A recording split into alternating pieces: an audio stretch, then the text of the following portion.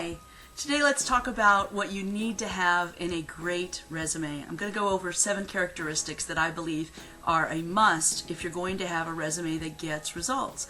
So to introduce myself, I'm Tammy Kabell from Career Resume Consulting. I've got about 13 years of experience in the job market, and here's what I've found to work. So here are the 7 characteristics of a great resume.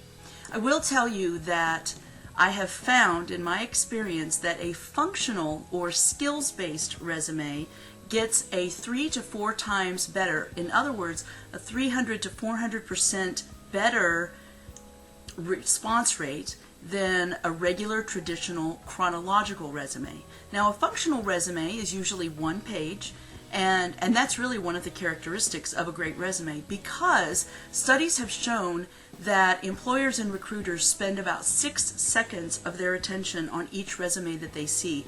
So you really want something that looks different from every other resume, and 98% or more of resumes are chronological, and pretty soon they look all the same. So you want something that's novel, that's different, that gets their attention, but that really sells you and writes persuasively too. So let me go over the 7 characteristics of a great resume. Ideally, it should be 1 page in length, because you are, in essence, giving them a 30-second commercial about yourself. You don't have to state everywhere that you've been and everything that you've done, especially job descriptors. You don't have to list job descriptions. You really want to put a lot of achievements in a resume. That's what's going to get people's attention. People are attracted to numbers, so that's another characteristic.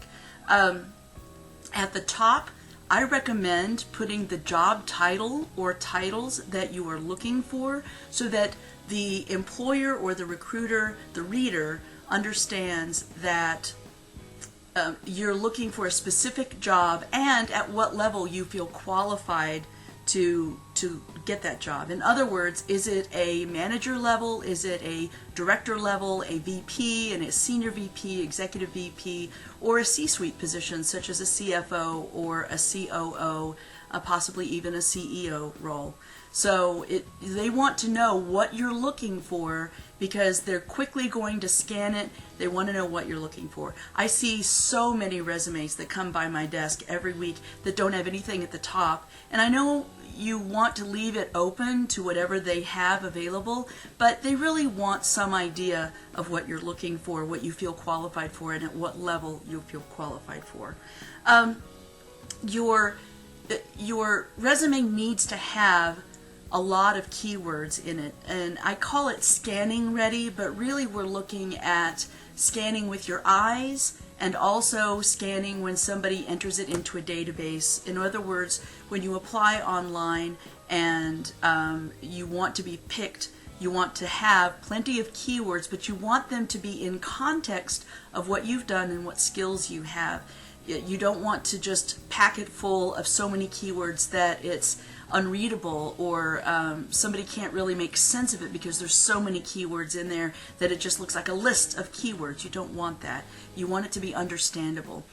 You know, here's something else. You want it to tell your story. You want to be able to explain what your unique selling proposition is. What that means in the terms of writing a resume is your unique set of skills, experience, achievements, and education that no one else has. You've got a unique set of experience that no one else has. So you need to be able to connect the dots in the top of the resume in a summary paragraph, what I call an executive summary paragraph, in the top third of the resume, where you're connecting the dots between what you've done in the past and what you can do for them. In other words, that summary really needs to be audience focused. What's in it for them? What can you do for them that no other candidate can do? Okay? That's actually the next bullet that I had listed. You really want that first third of the 1-page resume to be a summary paragraph that explains what you can do Are you good at saving a company money, or are you good at making a company money? And what I always usually do in the end of that summary paragraph is put a call to action at the end. Now that's a marketing term, but basically that means tell the reader what you want them to do. In other words, you can end it with, if you need someone to take your business to the next level, let's have a conversation about what my abilities can do for you. So just a call to action of what you want them to do. Pick up the phone and call me. Let's have a brief conversation to see if I'm a good fit for your organization. So let them know, because what that does is increase the likelihood that they are going to call you. That's the whole reason that with infomercials they say, call in the next half hour and we'll double your order and you just pay for shipping and handling. So it's a well-known marketing tool to increase the response rate. So what you need to do is add that at the end of the summary paragraph, okay? Also, your resume needs to avoid revealing any of liabilities. Now, your liabilities are obstacles or reasons for not calling you. That could be age, long-term unemployment, job hopping, or staying with one industry for way too long. And what you want to do is make an industry-neutral resume, which means you don't use industry terms, you don't use industry jargon. If you want to look at a sample of some really good resumes that are functional and get responses, I've listed them on our website, which is careerresumeconsulting.com. You will find a lot of samples there, and they have been proven to get a great amount of response. You'll notice that they are written persuasively, like sales copy or ad copy, because really what you're doing with a resume is you're writing a persuasion document. So you need to write persuasively instead of academically, which is what everyone else does. Even certified resume writers write academically, but it doesn't persuade anyone. So you need to write persuasively and tell them what to do. The way that you can avoid the liabilities, which are the reasons why someone wouldn't call you, is to make sure that you only have about 12 or 15 years of experience listed at the bottom of the resume, which is the career summary, and also that you're writing independent of your industry that you come from, so that they don't brand you or define you by where you've been. In other words, you want to be seen, for instance, as a sales leader or an operational leader, and not necessarily a telecommunications guy or something from a specific industry. You want them to easily picture you in their organization.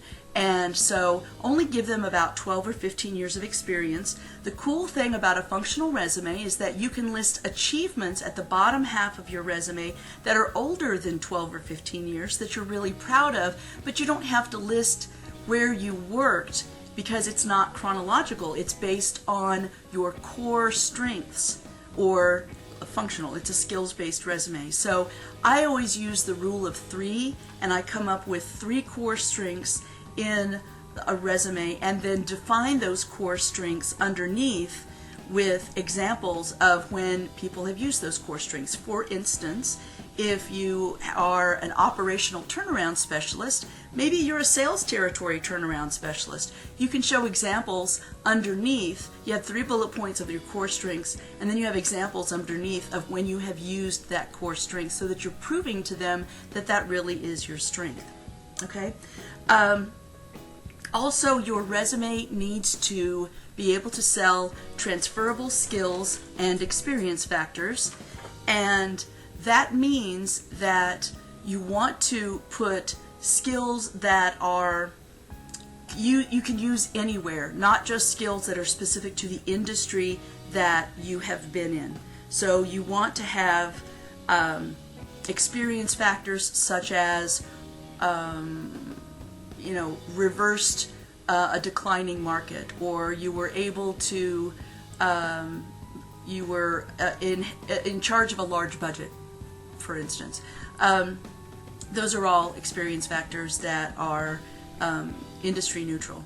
And if you want a list of those, feel free to email me at Tammy, Tammy, at beyondjobsearching.com. And again, that's Tammy at beyondjobsearching.com. I actually wrote a resume reboot manual that has within it a list of 208 transferable skills and experience factors that you can use in your functional resume. If you want that, just email me and I'd be very happy to send it to you.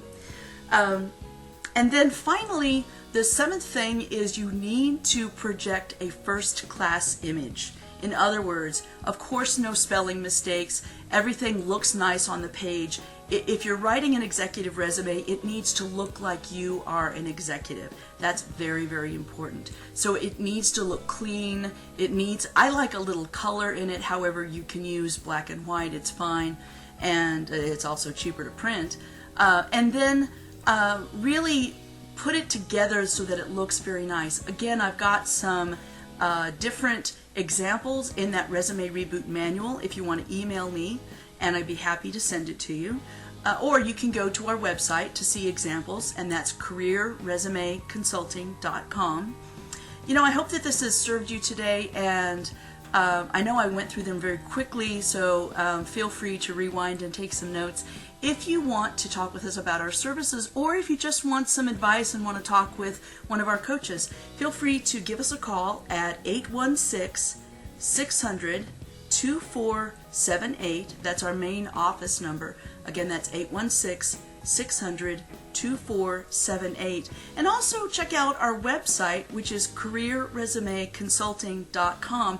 It has a tremendous amount of free resources there. There are a lot of reports that I've written. There's actually 20 hours of audio instruction that is completely free. You don't even have to put your email address in there. I've got a lot of different things that you can use for free just by going to the website. So if this has served you and you've got some success from it, then please feel free to put in the comments below that this has worked for you. And I hope you have a very successful job search. If there's anything we can do, go ahead and give us a call.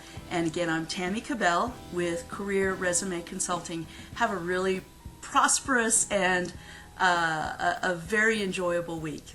Thanks. Bye-bye now.